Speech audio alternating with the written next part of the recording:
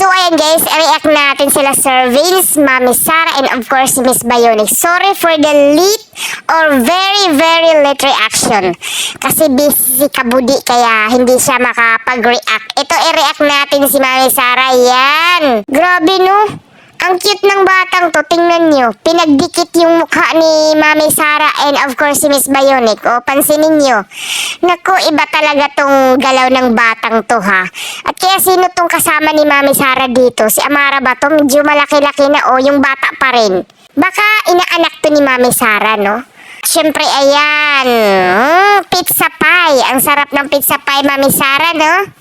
Wow, ito talaga yung gusto kong puntahan. Saan kaya ang lugar to? Ang nakikita ko nito sana sa Ilocos Sur. Kay BBM lugar, no? Yung ganyang, paikot na parang relo, no? At saka nasa beach po siya. Wow, ang ganda talaga ng mga beach dyan.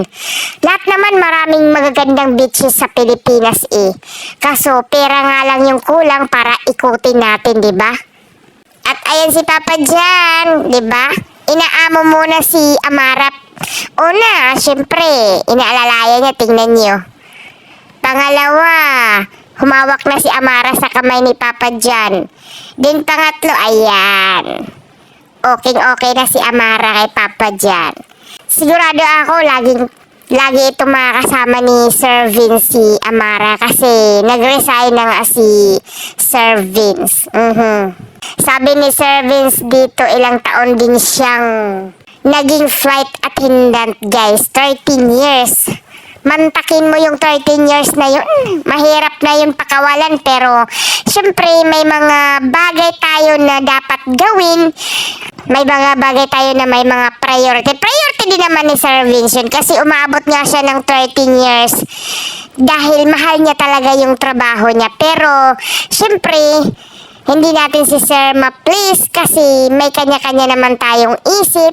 Baka isip ni Sir Vince na mag-aano siya dito sa isang kurso or sa isang gagawin niyang pangarap. Alam mo yun, mag-i-improve siya. Kaya siguro si Sir Vince nagre-resign. Hindi natin alam kasi hindi naman lahat pwedeng sabihin ni Sir Vince yung dahilan niya. Kasi sabi-sabi ng iba, magdodoktor daw siya.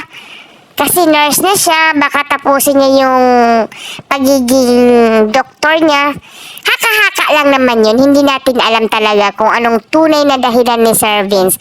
Pero, kahit ano pa man yung tatahakin ni Sir Vince na landas ngayon, siyempre, bilang fans tayo, susuportahan natin yung ating mga palalabs sa mga gusto nila. Walang iwanan sa pamilyang ito. Kaya Sir Vince, abutin mo yung gusto mo pang pinapangarap. Andito lang naman kaming mga solid supporters mo. Lalong-lalo na sa dalawang bibis mo. Okay, sir? So, yun lang po yung quick reaction natin sa mga lalabs natin. Okay? Bye! Love you!